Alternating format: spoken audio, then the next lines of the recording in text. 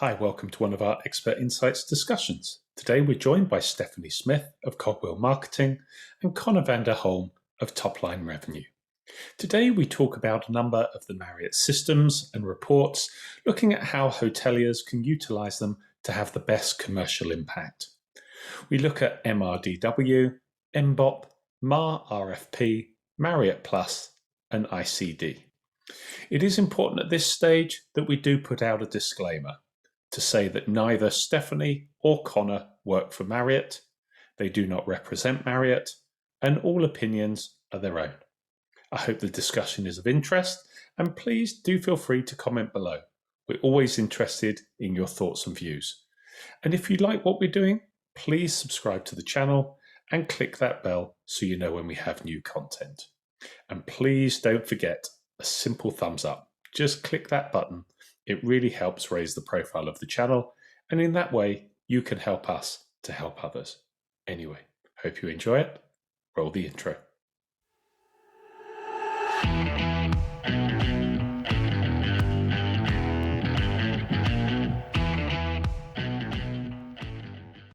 Hey Connor, hey Stephanie, thanks for joining us again. How are you both? You well? Doing great. Thanks, Trevor. Very good. Excellent. Right. So the reason we've got you back on here, well, we have you on here for a number of obviously videos that we do, but this one particularly, we did a video a number of months ago, frightening that it was nearly a year ago actually, looking at some of the Hilton tech and how from a digital marketing and a revenue management, we can be utilizing that more effectively. And we thought, hey, let's do another one. What brand do you guys work with? And obviously Marriott properties are properties that you support through your consultancy. And so we thought, hey, let's look at a couple of key areas around the Marriott technology. Now, we all live in fairly litigious environments or worlds. So just for the purpose of this, and I think the right thing to do with YouTube or making sure we're not winding up any brands out there. So from a revenue hub point of view, we don't specifically work with Marriott. We're not supported by Marriott. I've never worked with Marriott. I have stayed in a Marriott before, but I think that maybe allows me to talk about the hotel, but probably nothing to do about the technology. So anyway, Marriott have nothing to do with us. So hopefully I won't get any funny letters from anybody about this video that we're about to do. Connor, can I kind of hand over to you if you've got anything to say on that? Yeah, I have no affiliation with Marriott at all. I used to work for them, and so as a revenue manager, so I do have that experience, but I won't say that I am involved with them at all at the moment. So I certainly don't speak for them. Okay, perfect. Stephanie? And Cogwheel Marketing is an agency focused on digital marketing, but we primarily help owners and franchisees. We are not affiliated or contracted with Marriott in any capacity. Perfect. Good stuff. Well, hopefully that's covered it all off. It's a shame that we have to do those kind of things, but I kind of get it. So let's get started. The first acronym, MRDW. Who wants to take this and first explain what MRDW actually is? Yeah, so I don't mind taking that one. So MRDW is the reporting platform that Marriott uses. And here you go. You're pronouncing Marriott correctly, but we all call it Marriott. Oh, you're Marriott, aren't you? So, yeah, sorry. You know, but it is correct Marriott. So we'll just go with Marriott. You're going to throw me off. I'll say both. No, go Marriott. You're fine. Yeah, so MRDW is the reporting platform. From a revenue management standpoint, there's quite a few reports that come through there. A number of our favorites, a DAT1 report, which is going to be basic segmentation. A DAT2 is going to be kind of a sandbox for that same segmentation on revenue reporting. Mm-hmm. DAT3, a Seg10 report is more of a kind of a data dump. Just this big mass amount of data that you can then dump into a spreadsheet, which will chop it up for reporting purposes. But one that I just really want to point out, especially right now, is going to be your MBV5 report. And the reason I'm saying the MBV5 is because there's been some adjustments to the Bonvoy reimbursements, the redemption schedule. And your MBV5 is where hotels can go in and find out where the redemption penetration is, find out what the calculation is going to be to get those reward reimbursements. And it's especially crucial right now because January, again, there's some new rules and regulations revolving around it. So, very good. Stephanie, anything to add into that? Yeah, those DAT reports are good. I say from a digital marketing standpoint, the ECM reports are my favorite. So the ECM1 breaks out your channel mix, but also you can see your source traffic to m.com, and then also broken down by page visits. So you can see which of your pages are performing better or worse. So the ECM1 is definitely a go-to. You can see also some breakdown against like CompStat and OTA production. But I also like the ECM3 report.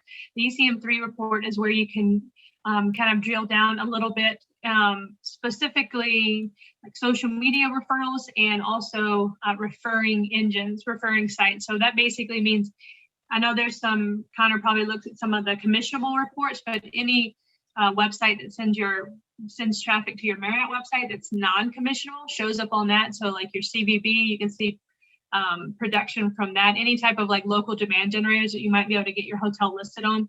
So we really look at that I really like looking at that to see, from a backlink standpoint, if we're actually getting traffic from some of our online partners. That makes sense. And again, as you said at the beginning, you guys support franchised operations. So obviously as we're talking about Marriott, let's look at those properties from your own experience. Are these are obviously standard reports that are in the system? They're reports that people are probably aware of. Are they utilized?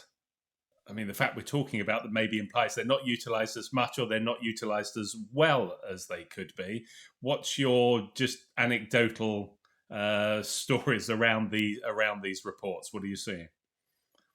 I think that since we haven't done this call or this interview in a year, I would have hoped that at this point most of the systems had been cleaned up, post pandemic. But obviously we're still having this conversation for a reason, because they haven't been, and there's still been a lot of neglect and a lot of cobwebs to knock off. And so I would say that yes, the reports that I listed, except for the MBB5, which is really important right now, guys. I don't know if I can stress that enough, but it's very important. But other than that, the DAT reports and the Seg 10 reports are kind of standard use for revenue managers. And Stephanie, from your side? I think for me, some of the data points you can pull, like this isn't a real-time system where you can go and look at data from yesterday, right? Some of the reports, like the ECM1, you can only get on a monthly basis. So you're really waiting.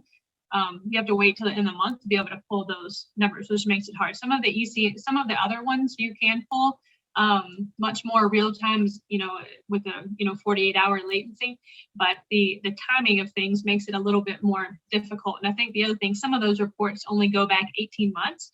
Right. So as we go into 2022, I think a lot of hotels are using 2019 as benchmark numbers, so it makes it really hard to bridge those gaps from a analysis standpoint if you can't go back in history that far. That makes sense. Good point. Anything else on the MRDW? No? That are cool points? Cool. Let's go to our next acronym. Right. MBOP, MBOP. So who's going to take that one? So we like to think of it as the familiar Hanson song. You remember that? Oh, yeah. Right. Okay, well, now that you've started that, you can take this one. So what is MBOP? So MBOP rolled out during the pandemic. So if I'm sure a lot of hotels have used BrandWorks before, and BrandWorks still exists in some capacity, more from a collateral and design, where you can get your hotel's logos, things like that. But any individual hotel offers used to be housed in BrandWorks, and that's moved over to MBOP. So it is nice that you can create landing pages dedicated. What does it stand for? I know, for just in case someone's. Is it the Marriott Bonvoys? It's not the Marriott Bonvoys. No, it's not Bonvoys. Marriott Bonvoys offers platform. Something offer platform. There you go. Yeah, Marriott Bonvoys offer platform. There we go. Sorry, I interrupted you. My apologies. So you can run non-Bonvoy things in there. So like when we work with our revenue management teams like Connor, we're looking, they're going to be creating the actual offer, providing us with the cluster code, and then we're building landing pages. So once you load, once revenue management loads it, you can see it in the sales strategy. But what we're trying to do on the marketing side is promote that offer. So one, get it on the actual offers landing page. So there's a tile and it's called out. Sometimes the offers in the sales strategy kind of it's a little bit hard to find the packages if you don't know where to look necessarily. And then that also allows us to, leverage that in our marketing campaign. So if we're advertising an offer on social media and we land them on that landing page, it gives them more details about it versus trying to force them to find it somewhere maybe hidden in the sales strategy. I've got you. But they're very, very specific cluster codes aligned with specific offers. I'm sure Connor can tell you we've had to redo a lot of our offers because we use the revenue manager might not have used the right cluster code. So you really have to understand the buckets and which cluster code can go with what type of offer to make sure that it gets approved and goes live in MBOP.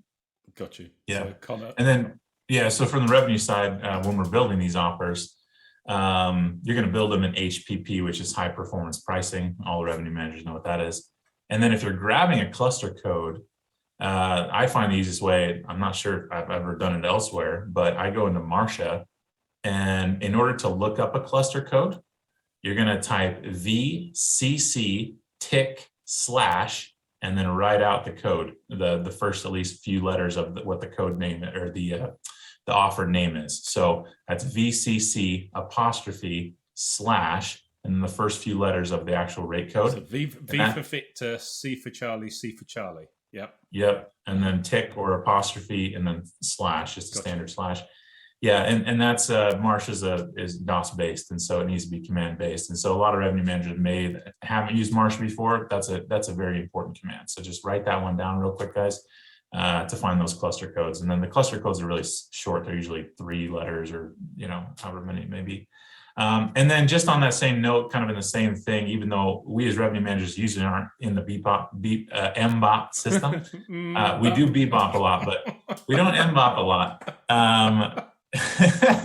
That's just not our part of the cog, in the system. We leave that to Cogwheel. I will say that there's a couple of offers right now that I think are always good, and these are ongoing offers. The 2,000 or the 2K points per day. 2,000 points per day and the 3,000 points per day are great additional value adds that you can put on your website, offers you can do. I was just looking at a hotel recently. They're low on occupancy, and having these offers where you can get an extra 2,000 bonus points for $9 or something per day is a big deal, and it's a really good value grab, especially because the loyalty program at Marriott. I mean, there's a reason it's the number one, so look at those ones. Stephanie, you were going to say something, I think. I was just going to say, when we talk about cluster codes and all that, there's some cluster codes, at least from a marketing standpoint, where you can run exclusive campaigns, which means they don't show up in the M.com sales strategy. So if you're ever looking to run a MET campaign, METT campaign, you can look and turn on specific cluster codes so that you can really track how well your campaign is doing, because knowing that offer is exclusive and isn't available through other channels. So sometimes it's kind of hard to source where you get that production from. So leveraging specific cluster codes that are exclusive to specific channels, that's a mouthful, really helps you narrow down on your performance and KPIs. Very good. Right. Is that MBOP all done? We've done our MBOPing, have we? Right. Okay, cool. So MarRFP. Now I know RFP, so tell MarRFP. Obviously, Marriott RFP. Yeah, that's it. You got it. Marriott or Marriott. It's like if McDonald's had RFPs, it'd be McRFP. Everything in Marriott's going to start with an M. Right. Well, as you started, Connor, how does this relate to you guys? Yeah, so MarRFP is important, especially as we're doing end of year checklists to make sure that everything is in order. From revenue manager standpoint, we ought to be going in at least right now. You probably should have done it earlier in the year. You should continually do it, but take the time now. Go through MarRFP, go through the rooms and pricing screens, and just check on one of your revenue calls here at the end of the year. Some of our revenue calls are going to be a lot more interesting because they're going to be different this time of year for the end of the year stuff. But take the time and walk through the hotel's rooms and inventory descriptions. Go through and make sure that the TV sizes are updated, the amount of beds is correct, that the amount of people that it sleeps is updated. I've done quite a few of these recently, and oftentimes they think that they can sleep 5 in there, and you're like, yeah, but you don't have really the beds for that. Or sometimes you could actually sleep 6 because your sofa pullout's big enough. And just update all that stuff, make sure it's good, so that when it goes to the brand website and our OTA partners, then it's going to be all up to date and good and reflect well on the hotel. That makes sense. And Stephanie, and I just got to say, I'm impressed. I don't know many revenue managers that audit this in MarRFP. Usually that falls on us on the marketing side. Because I think there's a most people on the hotel side know MarRFP is the, more of a sales tool and they don't really understand that there's specific things that are related to your rooms that fall into Epic. Then there's certain things that fall into MarRFP. And both of those pull information into your rooms page on Marriott.com. Okay. So if you are, let's say you have a suite and one suite has a pull-out sofa and one doesn't. MarRFP is where you're going to be really able to differentiate those room types. So we've worked with hotels that have balconies, but they don't show up, in the room type name, things like that. Okay. So that's where you also want to look and be able to say, how do I differentiate my different room types, in terms of rooms or size and things like that, and being able to portray that in that, being able to differentiate per room type on Marriott.com. That makes sense. And in terms of just again, I mean, the same question I asked you with regards to the MRDW, MarRFP, I think you've almost answered that, Connor, that people don't typically, maybe from a revenue perspective, utilize that quite as much as they should if you're having to do some of this auditing function. And Stephanie, from your side, what do you see? Still, yeah, I mean, it gets overlooked because people just assume everything's in Epic. And again, a lot of the stuff is in Epic, but I think there's a lot of amenities that get missed. Like if you're on the GRE platform, which I think by this point, everybody has that. Basically, that means you have the streaming Netflix through your TV service. Okay. Yep. So being able to put that on there, and there's a couple other ones, like Connor said, TV size is almost always wrong. Square footage is almost always wrong. If I could interject on that, things, it's really detailed. You really have to go in there and see, okay, what am I missing that I can add? Because a lot of people just don't audit that process. If I could add to that as well, the systems are pretty legacy. Let's just put it that way. Yeah. And so they don't do a lot of it itself. If there's a 3 there, it's taken 3. There's a few of them recently that I did for an audit that they had listed that there was 3 balconies or 4 balconies, and I was like, how do you have 4 balconies in this room? They meant to put 1, but they didn't know. And then below it says how many does it seat on the balcony, and that was supposed to be 3 or 4. And so it's just little things like that just need to be updated and constantly looked at, because somebody at some point has screwed it up. I can promise you that. And it just needs the cobwebs dusted off. And just back as well, because I didn't ask you the same question about MBOP. Is that being used consistently, regularly, or is there still big gaps on that? Views on that side? We're highlighting. I feel like I think most revenue managers I work with, they build the campaign, they get in the sales strategy, and they're like, okay, it's done. I built the package of, so I don't know if, Connor, you feel like, so I feel like from a marketing standpoint, that last leg of it, of loading into MOP, just usually doesn't get done. Right. Yeah, I would agree. It's a bit of a disconnect there, yeah. Mm-hmm. Okay. Next one we've got on the list is Plus. Is it Plus or is it PLUS? It's some acronym without an M at the front. It's actually Marriott PLUS. Marriott PLUS, right? Okay. Is this a marketing one? Is it? Yeah, so I'll take this one. So Plus is, Marriott's partnership with Koddi, Koddi, and Koddi does support.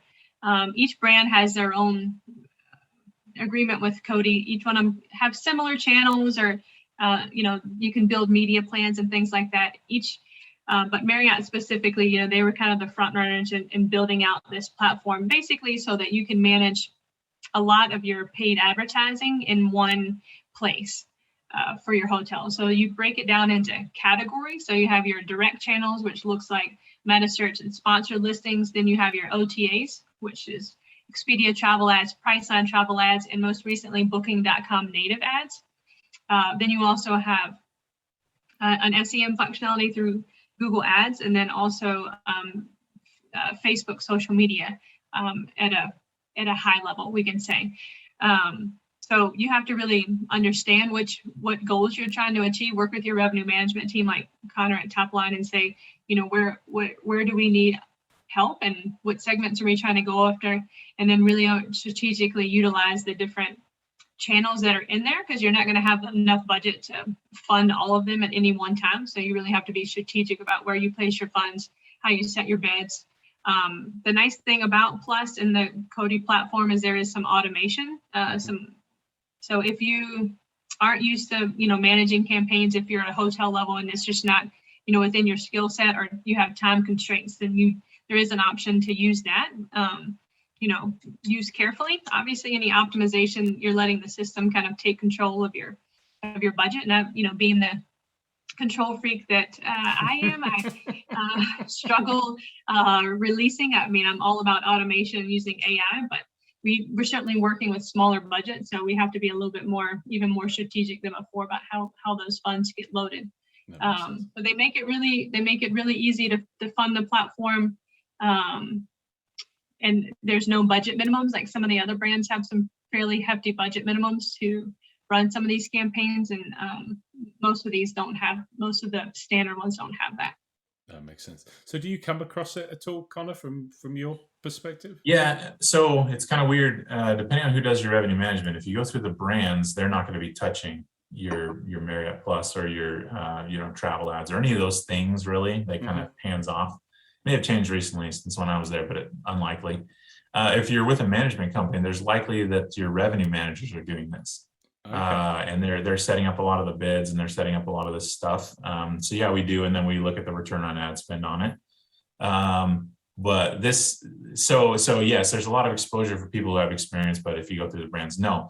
What we love working with companies like Stephanie and her team over at Cogwheel is that we don't have to be experts on it. There's lots of nuances between how with how these ads are actually performing, and then also in which platforms we're spending that money. So having experts like her team is a huge benefit for us. We love it because we don't have to be all things to everyone. Yeah. I'll also say on the Marriott Plus, we really like that as a revenue management team if a hotel is able to spend some money on that, because it's going to drive direct contribution through brand.com. Okay. And so you're not paying commissions on it. And if we're doing travel ads through Expedia, or we're doing booking.com stuff, there's always a commission attached to it. There's like, we're paying this money and there's a commission on top of it. It has its place. Absolutely. But we really like Marriott Plus because it's going to be through your Google listings, right? Yeah. Correct me if I'm wrong, Stephanie, but that's my understanding. Some of them there is some OTA options in there. But for the most part, it is driving revenue to Marriott.com. Yes. Well, question. So I'm going to refer back to very many years ago when I worked it wasn't a hotel business, but I worked for a franchisor supporting franchisees. And we at the time were always looking for partners we could partner with that could add value to our franchisees. And one of the challenges was they were great initiatives that we had, but then trying to get the message out and then get the franchisees to engage with it and then to understand how to utilize it was always a big discussion point that we had every month in terms of driving it through. Now, I don't want to reflect that comment is anything to do with how Marriott operate, but it leads me to the question that from listening to both of you, it sounds like a really good initiative, technology solution to get involved with. Is it something that the franchisees have really understood, embraced, got totally engaged with, or is it again like these other bits that we've been talking about? It's still a little bit piecemeal, haphazard. I think Marriott has done a very good job about communicating the Plus platform and educating. And if you are still unsure, they offer a lot of free training through Cody. You can just email pm.support@cody.com and ask them for upcoming, almost every single brand, no matter Marriott or not. They have some trainings that you can get on to kind of help educate yourself. I think it's very hard unless you're in the day-to-day. Like if you're an owner trying to understand, am I supposed to be running Meta? Am I supposed to be running sponsored listings? Am I supposed to be, it's very, I think unless you're kind of using it day-to-day, I still get a lot of questions from owners and the higher level operators that don't really understand. So I do think there's an education component that still goes along with it, but I also think the brand has done a really good job communicating, putting your efforts there. Makes sense. Connor, your comment? Yeah, I would just say if we're talking about franchisees that are owner operators, I see a lot of lack there. And whether that's Marriott hasn't trained them or they haven't embraced the training or whatever, sounds like Stephanie says there's a lot of training out there and a lot of push for it, but maybe they haven't embraced it because they don't want to have to spend because they don't know that there's going to be a return. So they just haven't done it before. We do encourage a lot of people that have never used it before. If it's a management company, I think they have embraced it pretty well. They see that it's a topic of discussion for the large corporations, at least that I've worked with. So that's good. And then if you're going through brand.com, they're going to encourage you to be doing it for sure, whether the revenue managers are going to be super hands-on or not. I mean, just listening to both of you guys and how, Stephanie, you're also, you're always a strong advocate if something's simple to use, to get engaged with it. And Connor, your point to you're not paying the commission fees through the OTA. It just seems like if you're running on the MetaSearch sponsor placement side, there's no commission. The OTA is, obviously if you're running OTA ads, you're but you have to look into. I'm sure we've talked about in previous shows my feelings about MetaSearch and making sure you as a hotel making sure that that's the right platform for you given your current circumstances. So before you start, the program is going to kind of default to put that money into MetaSearch, which isn't always where I would first put the fund. So you just have to look at it on a case by case, with your revenue management team, understand your KPIs and your goals as a hotel and make sure you're spending the right spots. No, that makes sense. Good. I think that's Marriott Plus pretty much done. Big thumbs up for Marriott Plus, listening to it there. Final point. This one seems to lean in a little bit more to you, Connor. Inventory. Now, this isn't an acronym, but we're just talking about inventory control dates here. What was you want to highlight that point? And often called ICDs. They're ICD dates. We duplicate that date. Can make an acronym out of it. Yeah, well, so we refer to them ICDs. Make sure you update them. The only point I'd make here is that it's you ought to be looking at these on a consistent basis. Basically, this is it's Marriott's way of saying, hey, these are high demand dates that there's a lot of business, like employee stays, for instance, that could dilute your ADR if left on, right? If left open and available. And so these inventory control dates, you can alter them or adjust them 4 times a year.